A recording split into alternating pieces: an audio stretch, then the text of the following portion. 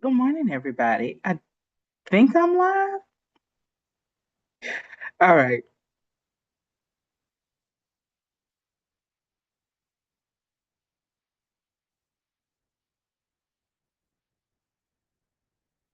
All right. Good morning, everybody. It is Thursday, January 29th, and I'm so excited to be here with you. I feel like I've been trying to get here with you all month long. I started off the year with the intent of going live on LinkedIn for my maritalpreneurs population every Thursday at 9. And I've been using the last three Thursdays of the beginning of the year to actually plan going live. And so I finally have made it to be able to go live for you today. So first of all, good morning, all my maritalpreneurs out there. These Thursday mornings are dedicated to you and what I'm seeing my couples struggle with this week. And so hopefully these Thursday mornings will be dedicated to you and I doing a little work based on the work that all my other couples are doing. So what's coming up this week in Maritalpreneurs? And Maritalpreneurs is um, my love. I think what I want to say is I realized in private practice when I was working with couples around sex therapy issues that the couples and the issues I love the most wound up being my entrepreneurs because I love business. I love being an entrepreneur. And so it was a beautiful cross section of working with couples who were also working in business and how that impacted the relationship. And so when realizing that when I needed a change in my business and everything, I came up with the maritalpreneurs. And so it has been my love. And so this year, I really want to get my maritalpreneurs weekend intensive launched. And so I feel like it's been launched. It hasn't manifested to actual weekend this year. And so, but more than that, I want to help couples who are entrepreneurs who are struggling. Building a relationship is hard. Building a marriage is harder. Building a marriage and a business at the same time has to be the hardest thing to do. And not a lot of people do it and do it well. Partnerships have a 30% success rate. Marriages have about a 50% success rate. And so when you look at that, 70% of partnerships fail, 50% of marriages fail. Putting those two together, it makes it seem like it's going to be really hard to succeed in both. And so I want you to succeed in both. And that's what Marriage Entrepreneurs is about. It's about helping you learn to talk like teammates, love like lovers, and lead like legends. Okay. All right. So the thing that's coming up this week for all of my couples, I think the way I'm interpreting it is allowing your partner to be different than you, right? So hard to do because we want our partner to be ourselves, to be like us. Well, why don't you? Well, I always, well, why can't you just? All of those words, all of those statements is you not allowing your partner to be different. So please understand that, y'all, I have a master's degree and I'm getting ready to work on my doctoral degree in marriage. And the truth of the matter is, opposites do, in fact, attract. It just is what it is. And so these opposites that attract and bring us together also will kind of start repelling us apart in the marriage because my partner thinks so differently than I do that sometimes I don't understand them. A lot of times I don't understand them. I don't understand their actions and how they move and how they operate. And I just don't understand why they did that. So, first of all, I want you to change your mindset and make sure that okay, sorry, I got to put my carpal tunnel brace on. My carpal tunnel's acting up. So, and y'all God, it hurts.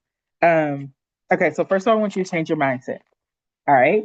I want you to start saying to yourself out loud, to yourself in your head, in your car, everywhere, my partner is different from me, and that's a good thing. My partner doesn't think like me, and that's a good thing. I need the balance that my partner brings to my life. So if you are the more placid one, then you need them to bring the waves. And if you're the one who is waving and tsunamiing all over the place, you're going to need times where you need to be placid. And so, really understanding that and taking that to heart of I need my partner to be different. My partner being different from me, it means that they'll be able to catch things that I don't catch, see things that I don't see, understand things that I don't understand. And so that's a mindset shift you have to make. It is good that my partner is so different from me. It is fabulous that my partner is so different from me. I need my partner to be different from me. So I need everybody to just take a deep breath and embody that. I think, oh, it's good that my partner is different from me. It's good. Okay. Then the second thing I think that goes with that is getting curious, not furious. Now, I stole this from one of my supervisors, Dr. Chris Ferriello. Hey, Chris, if you're out there, getting curious, not furious. And so there's the why did they do this? Or why would you do this? Or why wouldn't you do this? As opposed to jumping toward anger, can we get curious about what's happening? And y'all hear me say that 1,000 times. Let's get curious. Like, okay, partner, can you connect the dots on this for me? How did we get from here to here to here? Can you connect the dots for me? Can you tell me like what happened with this? Why this didn't get moved forward? And so kind of being curious, not furious, which means you're gonna have to keep a check on yourself.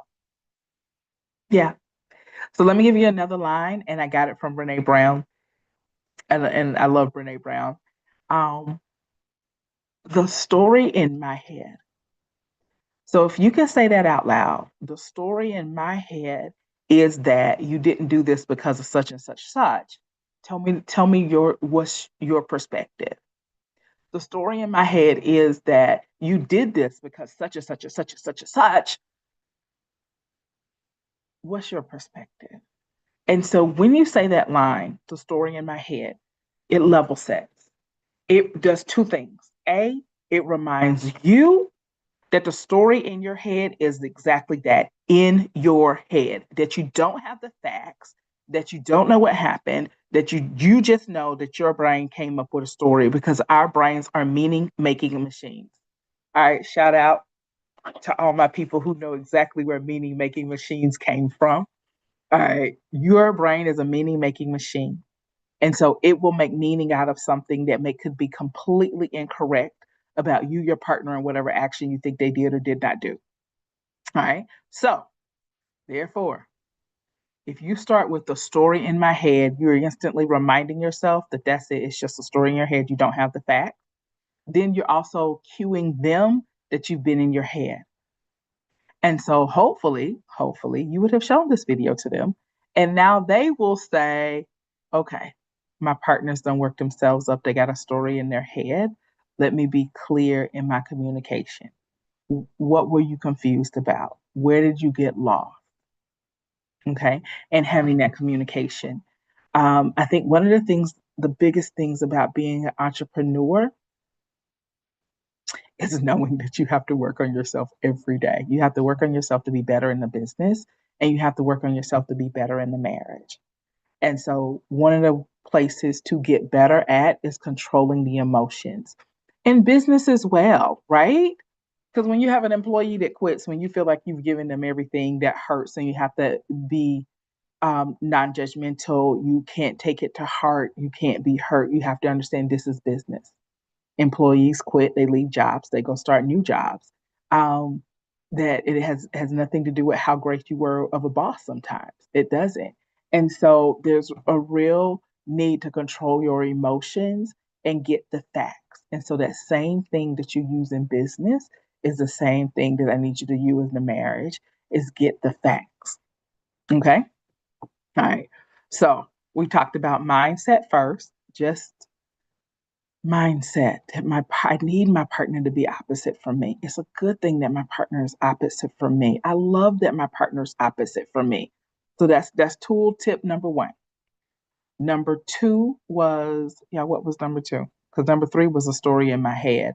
Oh, number two was get curious, not furious. Get curious, not furious. Wait, let's back up. How did we get here? Wait, connect the dots. What just happened? What's going on? I think I missed something. So getting curious, finding out. Right. Number three was the story in my head, acknowledging that you have stories in your head and you're putting them on your partner always. And so taking that deep breath and then opening that line of communication for them to be able to talk to you and tell you, nope, that's not what was happening at all. I was actually trying to help you and support you by doing this. Just had this conversation last night with a couple. Um, and so if you can just say, like, help me connect the dots. What were you thinking? Um, and the story in my head is that. And then they can say, absolutely not. That's not what was going on. And then believing them. Okay. All right. I want to give you guys a fourth tip for today. Number four is making sure that after there has been any type of disagreement in the coupleship, in the relationship, in the business partnership, that we now have a new agreement for how to be move forward in the future. Okay. This could be as simple as um, sweeping the floor. Okay. You swept the floor, but you didn't mop it. And therefore, I interpreted that as you only halfway doing the job. And you always only halfway do the jobs and all of that things. Okay. Let's talk about, okay, how do we move past this? So I want the floor to be swept and mopped, and you seem to only sweep the floor. What can we do differently? Can you sweep the floor and mop the floor? Like, is that a possibility, or you just don't mop at all? Do we need to get help in this area where you can sweep weekly and then we have somebody come in and mop? Like, what I want to make sure that my couples are, when there's been a disagreement or an argument, that we're moving past that. We have a new agreement in place that supports us both, and then that we move forward into the future. And so I don't want arguments or disagreements to weaken couples and drive them apart. I want it to make them stronger, for them to have new understanding of each other, new understanding of what each other needs, and a new agreement in place so that we can move together in partnership and teamship. Teamship is probably not a word. Partnership as teammates in the future. Okay. All right. So let's recap one more time. Being married and being in business is hard. I am Natalie Elliott. I am here to support you in my program called Maritalpreneurs, period, which is a weekend intensive. And the inaugural weekend intensive is going to be this August of 2026. I haven't gotten the exact dates yet, but I know it's going to be August, where I'm going to bring couples together, and then we're going to talk about this and we're going to figure it out and we're going to help you guys, because I want you to talk like teammates, love like lovers, and lead like legends. I want you guys to have legacies. I want you to have strong families, strong bonds, and you can do it. It takes hard work, but you can do it. Entrepreneurs aren't are scared of hard work. You just didn't know you had to work on, like, essentially doubly as hard on the marriage as you do as the business to make it to the top. Um, and I think time after time, that's what I think my couples are like. They'll say it shouldn't be this hard. Yeah, it's hard. If you decided to be married and an entrepreneur, it's hard. And I don't know where we got this. It shouldn't be this hard. It's this hard. It is. And so I need you to start saying it's hard and we do the work. Earlier this week, one of my couples, we came out of their session with this phrase: we faced the dragon. And it made me feel so good, because we decided that they're going to be a couple that has the hard conversations. And so they call it hard conversations in their relationship. They call it the dragon. And that they don't want to wake the dragon. And I was like, no, we face the dragon. We fight the dragon and we win. And so I want you to take that with you this week. Face the dragon, fight the dragon, and we win, which means is that every conflict that we have in our relationship, we wind up coming up better for it. So, okay, that's all I have, fabulous maritalpreneurs. I want you to have a great love life and a great business life. Okay. All right. Have a great